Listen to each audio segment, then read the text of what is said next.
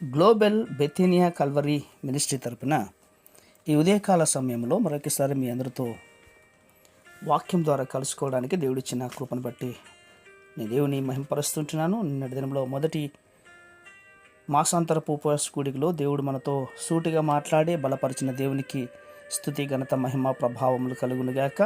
అలాగే ఈరోజు రెండవ దినము, దయచేసి కుటుంబ సమేతంగా మీరందరూ కూడా దేవుని యొక్క సన్నిధిలో ఉపవాసం ఉండి జరగనై ఉన్నటువంటి మందిర ప్రతిష్టాపన ఆరాధన సంవత్సరపు కూడికలను దేవుడు బహుక్షేమంగా నడిపించటకు కూడి రావాలని మనస్ఫూర్తిగా కోరుకుంటూ ఈరోజు కూడా దేవుని యొక్క పరిశుద్ధమైన గ్రంథముల నుండి మరి యొక్క మాటను చదువుకుందాం. కీర్తనల గ్రంథము 56వ అధ్యాయము 4వ వచనాన్ని నేను చదువుతున్నాను. దయచేసి గమనించండి. కీర్తనలు 56వ అధ్యాయము 4వ వచనము.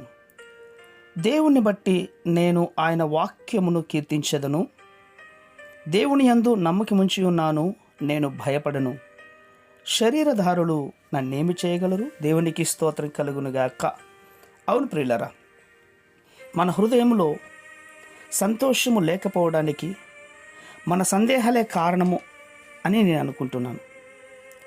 ఏమైపోతామో అన్నటువంటి సందేహం మన జీవితంలో కదులుతోంది ప్రియులరా.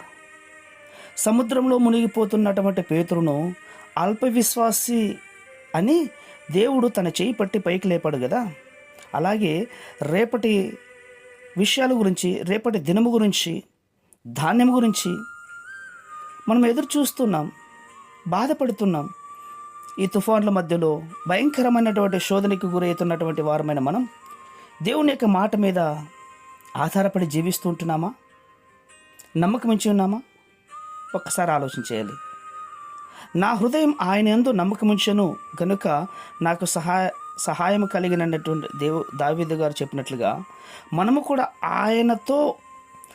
ఆయన లాంటి యొక్క నమ్మకాన్ని బహుక్షేమంగా గట్టిగా పట్టుకున్నట్లయితే కనుక సమస్త విషయంలో దావీదు పొందుకున్న అనుభవాన్ని మనము కూడా పొందుకోగలుగుతాం. పరిస్థితులు చూసి భవిష్యత్తుల గురించి భయపడితే మనము ముందుకు సాగలేం ప్రియులరా. దేవుని యొక్క వాక్యాన్ని నిస్సందేహంగా నమ్మాలి, విశ్వాసం ఉంచాలి. మనకున్నటువంటి అవసరతలలో, ఆర్థికమైన ఇబ్బందుల్లో, వ్యాధుల్లో, ప్రతి సమస్య నుండి కూడా దేవుడు మనకు సహాయం చేస్తాడు అని వాగ్దానం ఇచ్చాడు కదా. దాన్ని బట్టి గట్టిగా పట్టుకోవాలి. కాబట్టి ఈ లోకంలో ఉన్న ఏ వ్యక్తికి కానీ, పరిస్థితులకు కానీ, ప్రభావాలకు కానీ భయపడకుండా దేవుడు నాకు తోడై ఉన్నాడు, ఆయనను నడిపిస్తాడన్న విశ్వాసంతో ముందుకు సాగదాం. దేవుని మహాకృపతో ముందుకు సాగి దేవునికి ఇష్టలై జీవిద్దాం. పరిశుద్ధమైన మా ప్రియ పరలోకపు తండ్రి, నిజమైన ఆయన, ఈ మాసాంతరపు ఉపవాస కూడికల్లో మమ్మల్ని ధైర్యపరచడానికి మీ వాక్యమే మాకు ఆధారం నాయన. ఈ మాటలు బట్టి మేమందరం కూడా ధైర్యంగా జీవించే తత్వాన్ని మాకు దయచేస్తారని విశ్వాసంగా నమ్ముచ్చు. చిన్న ప్రార్థన మా రక్షకుని యేసయ్య బట్టడికి వీడుకొని పొందుతున్నాం మా తండ్రి. ఆమేన్, ఆమేన్, ఆమేన్.